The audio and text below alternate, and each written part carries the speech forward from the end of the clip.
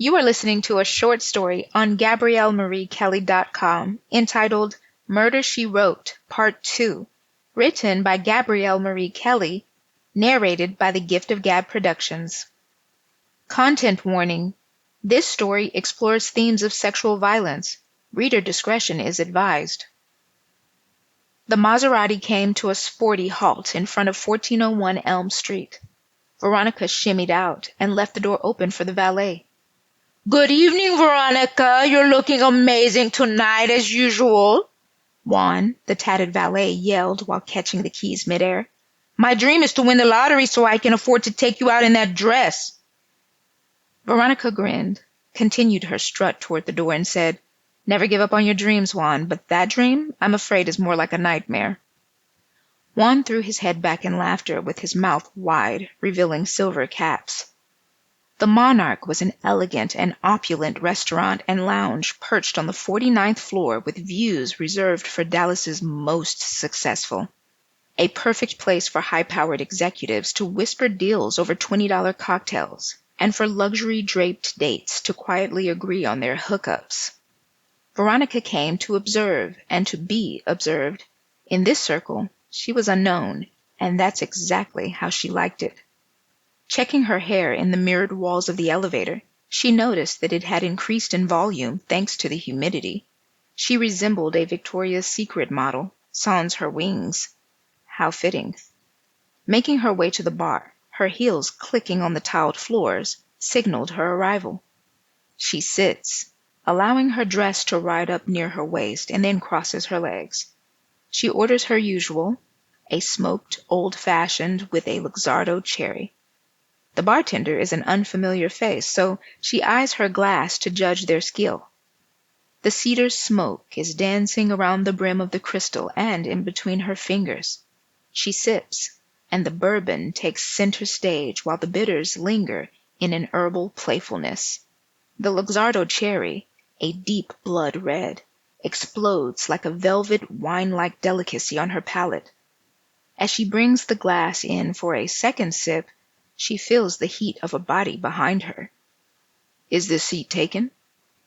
He is about 6'5", wavy brunette, lean but muscular frame. His attire tells her that he came directly to the Monarch from the office, looking for someone to convince him that all of his obsessive work was worth the while. He smells like money, and his youthfulness screams, "I have no restraint." Just what Veronica was looking for tonight. "My invisible friend is sitting there. Can't you see them?" Veronica grins and stares directly into the man's eyes before refocusing her attention on her drink. The man smiles and plays along, saying, "Oh, excuse me, miss. Please forgive me. I didn't see you there. Would it be okay if I speak to your beautiful friend for a moment?" The man pretends to watch the friend walk away and bows as he thanks her for giving up her seat. Taking the seat, he says, "She's very nice, your friend. She said I could take all night if I wanted to." "He's a he," Veronica says, swiveling her chair to face the man, her legs still crossed, now in between his. "Oh, wow. Well, my next question is, who is his plastic surgeon?" Veronica smiles and takes another sip.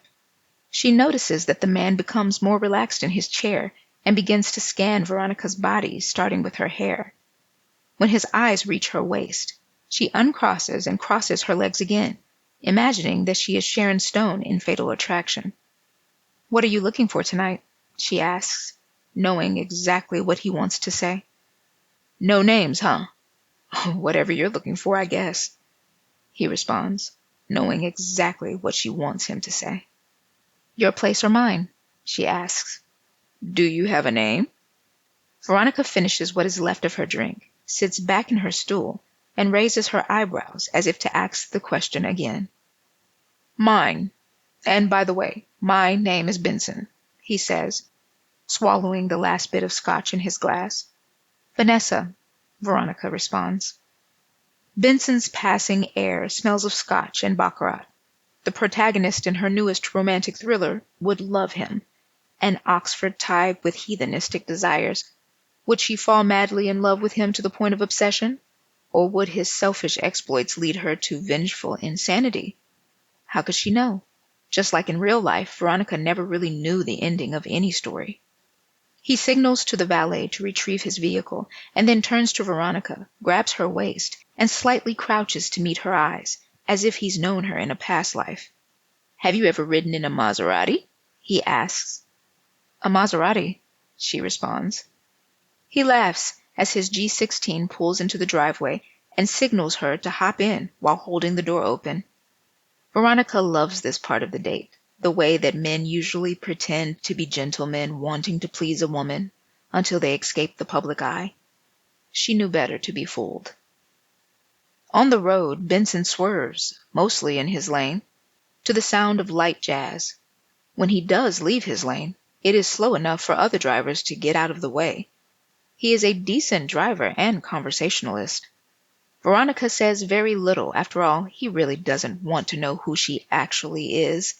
He wants one thing, and so he is content with the occasional, "Oh, really?" or "Wow." "Well, that's enough about me. Tell me about yourself, like, what are you into?" There it goes, the reveal of his true interests. "Don't be shy. A woman so forward as you must be a real beast in the bedroom, am I right?" Benson asks, reaching for Veronica's thigh. "What I like is sort of rash. I don't think I should share." She wanted to seem a bit coy. It always made men more vulnerable to share their own sexual deviances. "Oh, yeah? Well, you may as well let the cat out of the bag since you're about to let the cat out of the bag, you know." He is humored by his own joke and swerves again, this time nearly missing a BMW, now gesturing their disapproval out of the window. Veronica looks over at Benson and asks, "You promise you won't judge me?" "I pinky swear promise." He holds up his pinky, and Veronica reaches out to pledge the vow with him. "I like being taken against my will." "Whoa!" Benson exclaims emphatically. "Well, hey, I'm no judge, but that's quite a thing there." "Have you ever done something like that for a woman? Or am I dealing with a rookie?" Veronica provoked. "A rookie? No, ma'am, no rookie here. I said I'm no judge, but the jury might have a guilty verdict. You want to hear a story?" Here we go. To get me in the mood? Sure. "It's been a while, a long while." Benson stares ahead, as if to see the scene right before him on the road. "Some years ago on campus, there was this one girl, Jocelyn Whitmore was her name. She was hot for me and my crew. She wanted all of us. She was the typical campus sleeping with anyone who would so much as blink an eye at her. I can't blame her, though.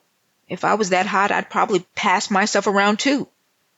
He laughs, his smile less friendly than the one he donned at the bar. "So, what happened next?" Veronica asks.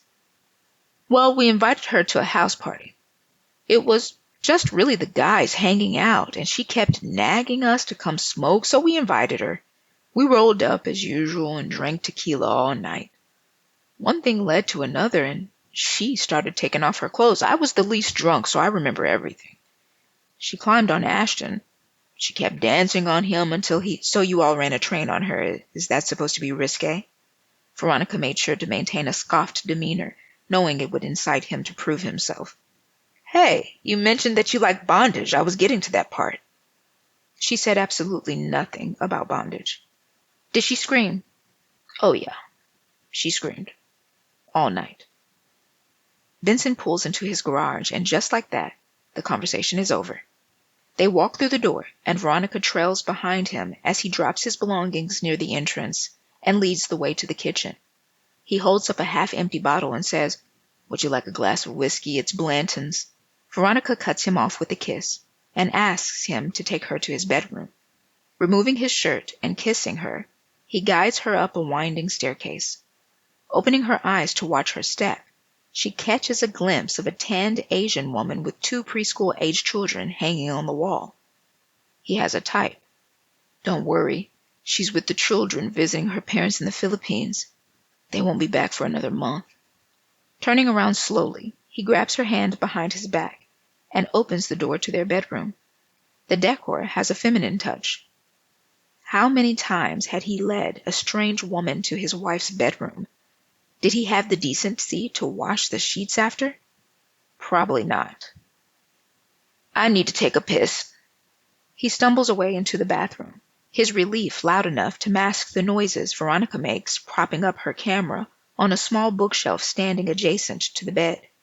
Removing her heels and unzipping her dress, she waits on the end of the bed. He flushes the toilet and walks out of the bathroom without washing his hands. Now, where were we? Something about she screamed all night, Veronica teased. He grabs her collar and jerks down, forcing her dress off of her frame, and shoves her, forcing her to lay back onto the bed. His hands drunkenly find every crevice of her body. His breath fails a sobriety test. He kisses her lips sloppily, then her neck, her breast, and as he makes his way, Veronica drifts into her small, under-furnished bedroom in East Oakland. You stay in room, ma? No, go out. Door closed, keep close. Through the cracked door, Veronica could see her mother's red lace lingerie, fishnets, and smeared red lipstick. Her right eye was still black, but less swollen. Veronica nodded in obedience as her mother closed the door. Before the odd and confusing sounds could start, she put on her earphones and tuned into 106.1 FM. Lollipop by Lil Wayne was playing, and she was safe again. Veronica is forced to return to the present when Benson rips her lace thong away from her torso.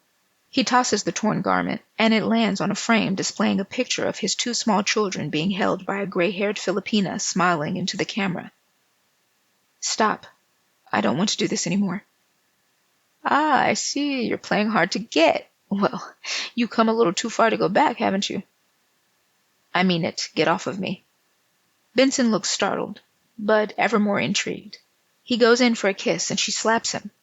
He raises his hand near her face, but Veronica, as instructed by her taekwondo master years ago, catches his wrist and twists it toward his chest.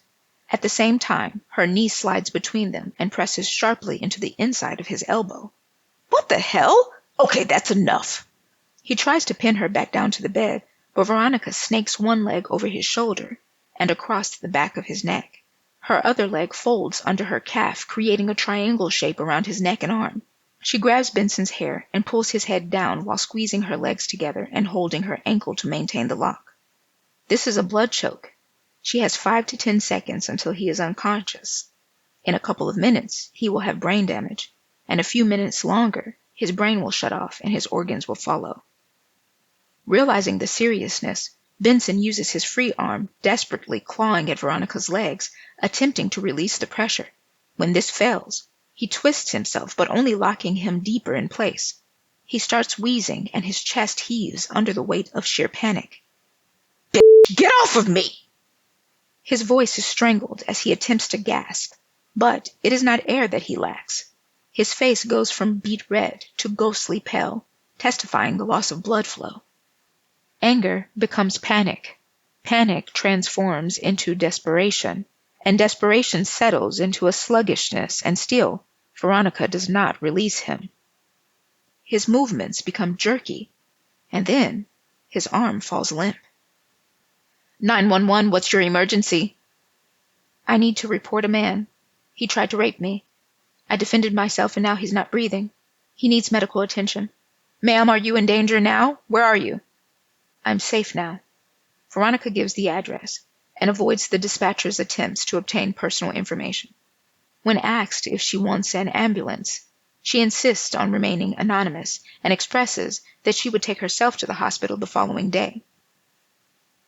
Bruno, the Uber driver, was only 7 minutes away, so by the time Veronica finishes dressing and makes her way downstairs, he is parked outside the home.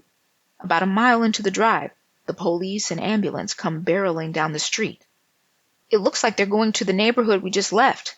Am I part of a robbery? He laughs. No, you're part of a killing. Is that so?